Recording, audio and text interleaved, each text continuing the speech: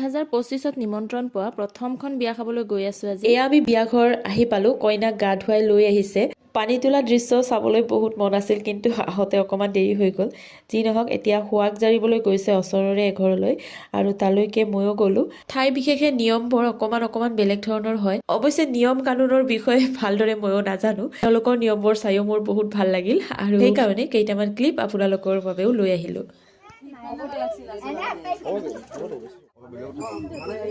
খুৱাব লাগিব।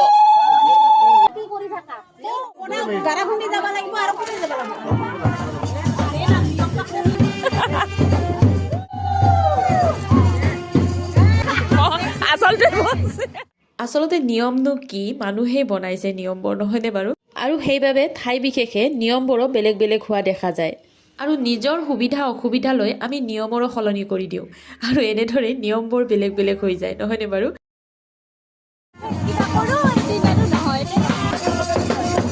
কইনাক সজাবৰ কাৰণে বিউটিচিয়ান আহি ইতিমধ্যে ঘৰ পাইছেহি, গতিকে দৌৰা-দৌৰি লাগিছে সকলোৰে। আৰু সুৱাগ জৰাৰ পিছত যি নিয়মবোৰ আছে সেইবোৰতো আপোনালোক সকলোৱে গম পায়। সেইবোৰো হৈ গ'ল ইতিমধ্যে, আৰু এতিয়া কইনাক সজাবৰ কাৰণে ঘৰৰ ভিতৰলৈ লৈ গ'ল। আৰু আমিও দুপৰীয়া সাজ খোৱাৰ পিছত আকৌ ঘৰলৈ যাবলৈ ওলাইছোঁ।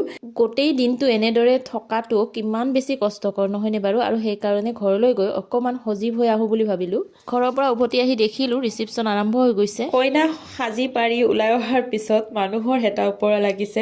ৰিচিপশ্যন আৰম্ভ হৈ গৈছে, আৰু মানুহবোৰে কইনাৰ লগত ফটো উঠাৰ কাৰণে সকলোৱে ব্যস্ত হৈ পৰিছে। আৰু মই দূৰণিৰ পৰা কইনাজনীকে চাই আছোঁ, ইমান ধুনীয়া লাগিছে। আৰু এতিয়া হৈছে ৰাতিৰ সাজ খোৱাৰ পৰ্ব, আৰু ৰাতিৰ সাজ খাই লওঁ। দৰা আহিবৰ সময় হৈছে, তাৰ আগতে ভাত সাজ খাওঁ বুলি বহিলোঁ। আৰু এইপিনে এয়া আমাৰ দৰা আহি পালে। দৰা আহি যেতিয়া পদূলিমুখ পায়, আপোনালোকে গমেই পায় কেনেকুৱা ধৰণৰ ভিৰ হয়। আৰু সেইখিনি সময়তে সকলোৰে বেলেগ বেলেগ ধৰণৰ নিয়মবোৰ ক'বলৈ ধৰে। কোনোবাই কয় এনেকৈ কৰা, কোনোবাই কয় এনেকৈ কৰা। যি নহওক, আৰু এই বিয়াবোৰত যে এই স্প্ৰেবোৰ মাৰে, মোৰ একেবাৰে পচন্দ নহয়। আজিকালি বিয়াবোৰত এই স্প্ৰেবোৰ প্ৰায়ে দেখা পাওঁ। হয়তো এই স্প্ৰেবোৰ মাৰিয়ে ল'ৰাবোৰে আনন্দ অনুভৱ কৰে, তেনেকুৱাও হ'ব পাৰে। যি নহওক, স্প্ৰে মাৰি থকাৰ বাবে মই অকণমান সোনকালে তাৰ পৰা উভতি আহিলোঁ। আৰু অকণমান পিছতে দৰাও ৰভাতলিলৈ সোমাই আহিলে, আৰু তাৰপিছত বিয়া আৰম্ভ হৈ গ'ল। এই দিনটোৱে হৈছে ছোৱালীবোৰৰ বহু আকাংক্ষিত দিন। কিমান যে সপোন দেখে সেই নতুন ঘৰখনক লৈ, নহয়নে বাৰু?